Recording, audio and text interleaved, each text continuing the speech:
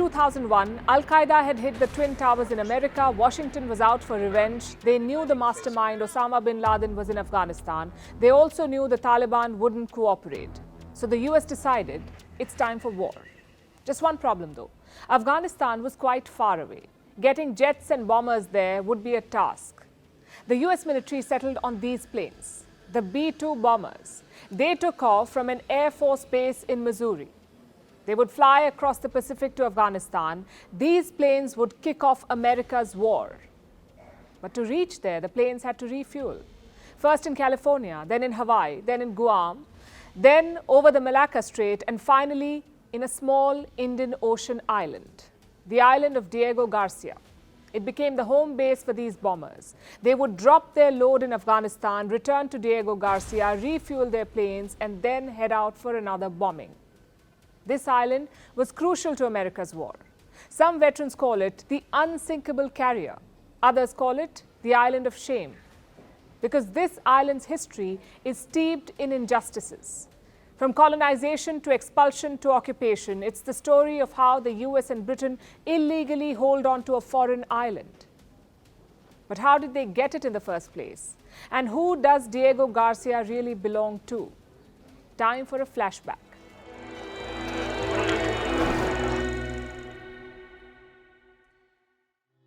Diego Garcia is located in the Indian Ocean, just south of the equator. To its north is the Maldives, to the west is Seychelles, and to the southwest is Mauritius. So it's a very important piece of land.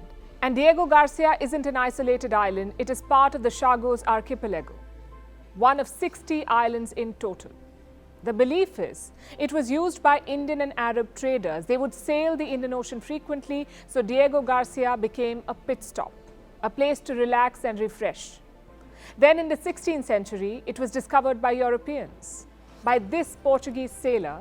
His name was Pedro Mascarenhas. In 1532, he was sailing to the coast of India. That's when he stumbled upon this island. He named it after a Portuguese admiral, Don Garcia de Noronha. Traders knew Diego Garcia was important, but its strategic advantage was not clear yet. That would happen during the colonial race. For most of its history, Diego Garcia was a dependency of Mauritius. So whoever controlled Mauritius controlled Diego Garcia. It changed hands many times. The Dutch came in 1598, the French took over in the early 1700s, and the British in 1810. Among them, the French kicked off settlements. A slave owner in Mauritius was first of the block. His name was Pierre-Marie Lenormand. He noticed a problem among his many slaves. Leprosy was spreading.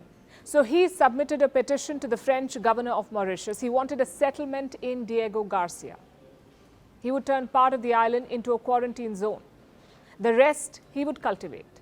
In 1783, the French gave permission. Lenormand traveled to Diego Garcia with 22 slaves. They found the tropical weather perfect, so they set about developing the island. You soon had fisheries, coconut plantations, and cotton cultivation. By 1794, the island was producing its own coconut oil, but then came war. Britain captured Mauritius from France. The Treaty of Paris confirmed British rule over the region, so Diego Garcia switched hands too. At first, nothing changed. The island kept producing plenty of coconut oil, enough to satisfy half of Mauritius. But in the late stages of the 19th century, a big change happened. Steamships entered the picture. Ships that used coal to sail. Many of these shipping companies were British. They realized Diego Garcia could be of help. It was located in the middle of the Indian Ocean, so why not turn it into a fueling station? Or, as it was called then, a coaling station. The Orient Steam Navigation Company took the lead. They set up Diego Garcia's first coaling station. Soon another company followed, so the island became quite busy. It was blessed with a very large bay, so accommodating ships was not a problem, and thus the island flourished. The residents led a simple but content life. They harvested coconuts, worked at the coaling stations, and made a decent amount of money. Around 90% of the population was Roman Catholic. Bishops from Mauritius would send missionaries to Diego Garcia, so the locals had no reason to leave. Until they were made to. The 20th century was a period of churn, and Diego Garcia got the worst of it. After the Second World War, Britain lost its Asian colonies, and Mauritius was among them. In 1968, the country became independent. Mauritius became independent in 1968, but Britain had been busy behind the scenes. Before granting independence, they issued a new order. Some outlying regions of Mauritius were taken away. They were declared as the British Indian Ocean Territory. And among them was Diego Garcia. Why did Britain do this? Why did they carve up Mauritian land? Some would say, well, that's what they do. But here a bigger game was at play. The 1960s was the second decade of the Cold War. Both the West and the Soviets eyed a big prize: oil. Most of the oil was produced in West Asia. So you needed the Indian Ocean to get that oil out, to ship it across the world. Again, one problem. The West was losing its Indian Ocean presence. By 1956, Britain had been kicked out of Egypt. At the same time, the Soviets were making inroads. There was talk of a Soviet Indian Ocean fleet. So the US wanted a base in the region and Britain obliged. In 1966, they struck a secret deal with the US. Diego Garcia could be used for defense purposes. Again, just one problem. What would happen to the people there? Hundreds of people lived on Diego Garcia. Where would they go? Britain had an answer for that too. Simply remove them. They'd already separated Diego Garcia from Mauritius, so now they told the locals to leave, go to Mauritius or Seychelles. Of course, the islanders refused to do that. Many of them had built their lives in Diego Garcia. It was their homeland. So why would they leave? That's when Britain and the US applied pressure. Forceful expulsion began. Islanders would often leave for treatment or shopping or a holiday, but they were not allowed to return. Also, the number of supply ships was reduced. You see, Diego Garcia was not self-sufficient. It needed food and medicine from the outside, and most of this was shipped in regularly. But Britain and the US reduced these shipments to choke Diego Garcia, so the people there had no option but to leave. By 1973, Diego Garcia was empty. No resident was left on the island. It became a drawing board for the US military. Many of the islanders fled to Mauritius. A few also left for Seychelles and Britain. There they lived as second-class citizens. Britain promised to compensate Mauritius for the loss of territory, but the payments were late and hardly enough. These moves did trigger a lot of outrage, especially among the Indian Ocean countries. The likes of Sri Lanka and later Seychelles opposed it. They said, do not militarize our neighborhood. But the big players did not listen. By the 1980s, Diego Garcia became a full-fledged US military base. And the islanders still fighting for justice. In the 1990s, they filed a lawsuit in Britain. They said, we have been illegally displaced. Please let us return home.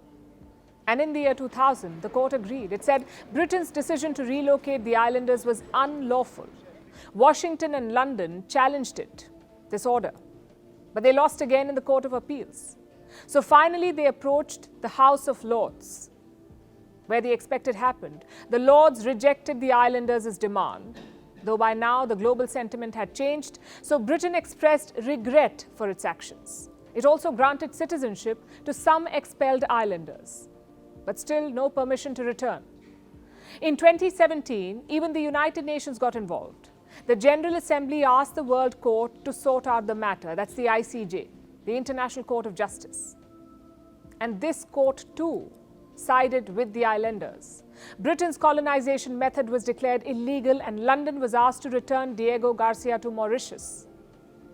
But spoiler alert, they did not.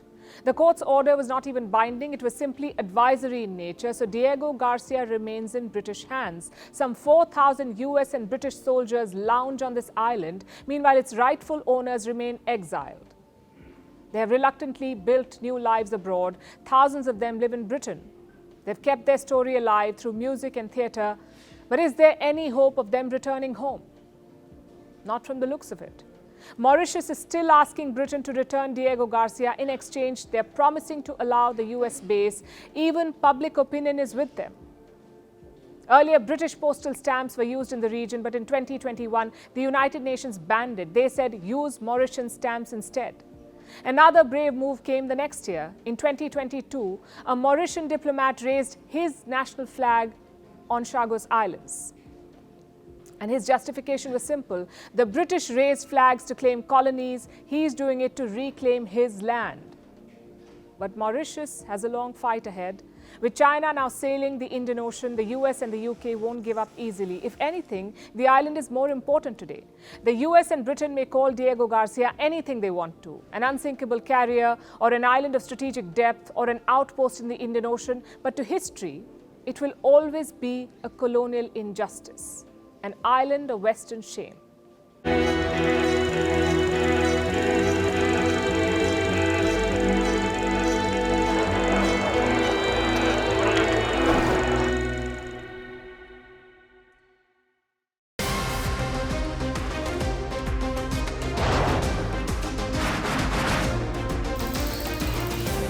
On the today, the T20 World Cup bandwagon has moved across to the West Indies. What can we expect?